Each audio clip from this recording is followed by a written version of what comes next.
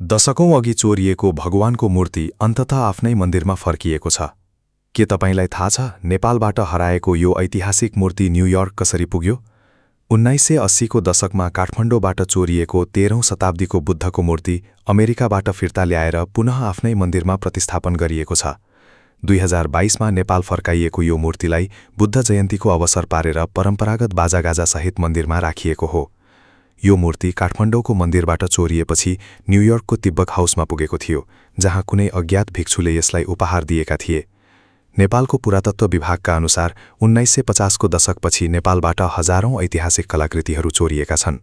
हालसम्म करिब 200 यस्ता कलाकृतिहरू नेपाल फर्काइएका छन्, जसमध्ये 41 वटालाई आफ्नै पुरानो स्थानमा राखिएको छ।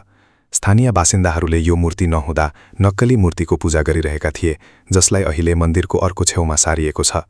सम्पदाविदहरूका अनुसार हाम्रा मूर्तिहरू केवल कला मात्र नभएर जीवित इतिहास हुन्।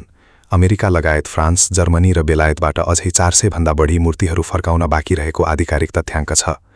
दशकौंपछि आफ्नो मौलिक मन्दिरमा बुद्धको मूर्ति फर्किएपछि स्थानीय समुदायमा खुसियाली छाएको छ र यसले विगतको गल्तीलाई सच्याउने प्रयास गरेको छ। हाम्रो देशका यस्ता बहुमूल्य सम्पदाहरू विदेशबाट फिर्ता ल्याउने अभियानको बारेमा तपाईको विचार के छ? कृपया तल प्रतिक्रिया दिनुहोला।